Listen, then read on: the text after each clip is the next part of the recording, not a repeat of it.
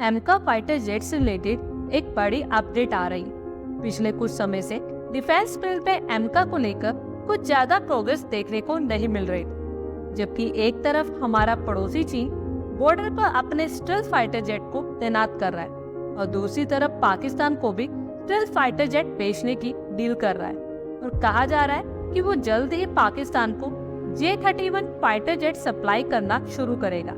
ऐसे में हमारे डिफेंस एक्सपर्ट्स काफी चिंता में आ गए थे कि भारत कैसे दोनों देशों का मुकाबला कर पाएगा, जबकि हमारे स्वदेशी एयरक्राफ्ट एमका को लेकर भी कुछ अच्छी खबरें नहीं आ रही थी।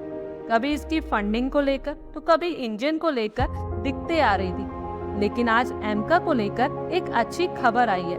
एक रिपोर्ट के अकॉर्डिंगली ये कहा जा रहा है कि भारत एमका को रोल आउट करने जा रहा है और 2026 की स्टार्टिंग में ही एमका फाइटर जेट अपनी पहली उड़ान भर लेगा। साथ ही भारत इसे इतना फास्ट ट्रैक करने जा रहा है कि हर एक 6 से 8 महीने के अंदर आपको दूसरा एमका भी रोल आउट होता दिख जाएगा और उसके बाद के 6 से 8 महीने में तीसरा एमका भी रोल आउट हो जाएगा। हम इनकी टेस्टिंग भी जल्दी ही शुरू कर देंगे, जिसके बाद इसके प्रोडक्शन की प्रिपरेशंस भी स्टार्ट कर दी जाएगी। लेकिन अभी तक तो यही कहा जा रहा था कि साल 2028 में एमका रोल आउट होगा, जबकि भारत अब इसे तेजी से तैयार करेगा। अब आप लोग भी सोचे होंगे कि ये सेना में कब तक शामिल होगा। बता दें कि रोल आउट होने के कम से कम 1.5 से 2 साल बाद इसकी टेस्टिंग चलती रहेगी, तो कम से कम 2 साल का समय तो लगेगा ही, यानी 2028 में ही इसका इस्तेमाल भारतीय सेना में किया जाएगा। साथ ही अगर हम एमका के प्री प्रोडक्शन के साथ मास प्रोडक्शन का काम भी 3 सालों में पूरा कर लेते हैं, तो तभी 2028 तक इसे सेना में शामिल कर पाएंगे। अब बात करें इसके कुछ स्पेसिफिकेशंस की, तो एमका फाइटर जेट यानी एडवांस मीडियम कॉम्बैट एयरक्राफ्ट एक 5th जनरेशन का स्टेल्थ फाइटर जेट है। इसमें जनरल इलेक्ट्रिक का GE414 का इंजन लगेगा।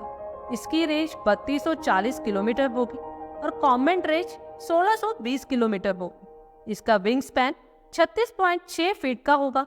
एमका मैक्सिमम 65,000 फीट की ऊंचाई तक उड़ान भर पाएगा।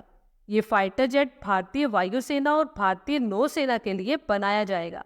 एमका में 14 हार्ड पॉइंट्स होंगे। इसमें 23 mm की GSH-23 कैनन लगेगी।